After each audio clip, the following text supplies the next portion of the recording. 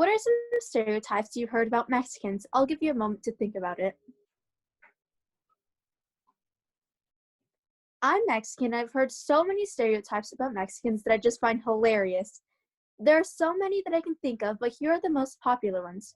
All Mexicans are slash Latinos like spicy food or love mariachi music. There are others that aren't so funny, like the stereotype that Mexicans are criminals and deserve to be deported. Latinos are uneducated and can't speak English. Latinos are stealing jobs from hardworking Americans. Have you ever heard these before? They are stereotypes many people may hold or repeat, but I didn't know about them until I was 9 years old when I started hearing them from a presidential candidate who was later elected, Donald Trump. I was confused by these negative views of Mexicans because I know they aren't true. When Donald Trump was elected, I was disappointed that so many people had voted for someone who had said offensive things about my culture. My name is Michelle Guzman, and I believe that words have power, and the more power you have, the responsibility you have to use your words with care. A stereotype is an oversimplified and rigid view of a type of person or a group of people. That means people take one example of something and generalize to the whole group. If a Latino person is on the news because he committed a crime, it doesn't mean that we're all criminals, but our human brains tend to think this way. Especially with negative information or fears, we will group people together and assume the worst of everyone in the group. Our brains work this way to try to keep us safe. It's normal, but we need to be aware of it and try not to act on our stereotypes. When a Mexican person does something heroic, our brains don't tend to assume all Mexicans are heroes. Positive information doesn't lead to stereotypes in the same way because it doesn't send out warning signals to our brain that we should be afraid. Still, I want to tell you some positive things about Mexicans. We're wonderful people. We work hard and deserve the jobs we have. We always try our best. Yes, I know I'm speaking in stereotypes, but I think if you ask any other Latino, they will tell you the same things. Mexican people also hold stereotypes, like that white people can't handle spicy food, have no rhythm, and that if you are white in this country, your life must be pretty easygoing. But at St. Matthew's, I've made friends with people from many cultures, and I've learned that everyone has problems, and some white kids are pretty good dancers after all. Stereotypes don't hold true when you take time to get to know real people as individuals.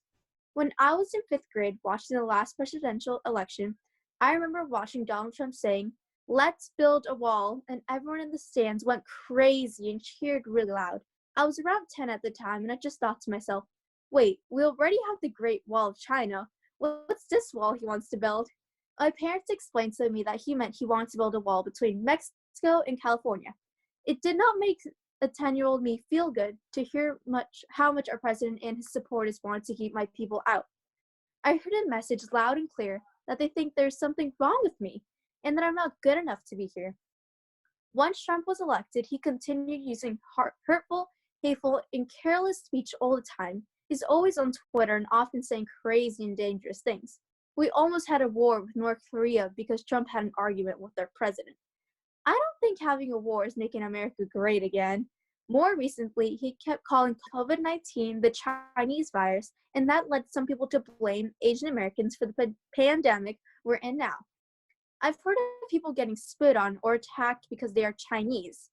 As the president, Trump's words have a lot of power, and calling the coronavirus Chinese is not using the power responsibility.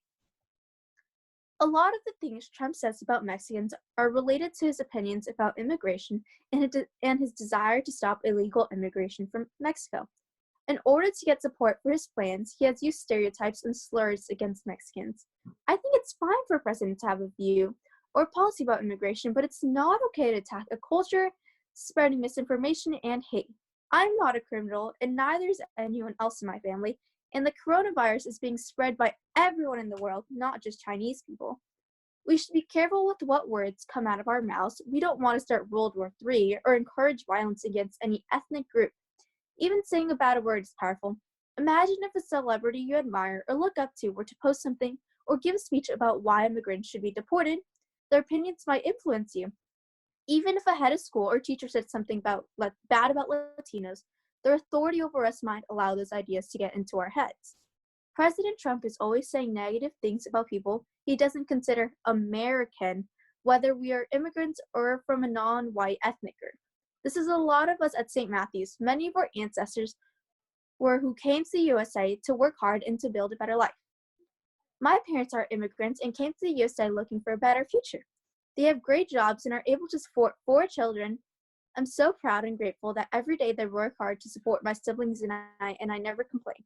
When they first arrived in the USA, they started from scratch and worked 2 minimum wage jobs each day and still didn't have enough money to pay for an apartment they were renting.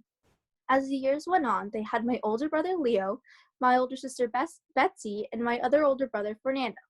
My parents continued to work hard every day and started to get more successful. I was born a couple of years later, and I'm proud to say that I'm a Mexican American with 2 very supportive parents. Now I am old enough not to believe what the president says about immigrants, but I am sad that there are other little kids who may be hurt by president's reckless use of words.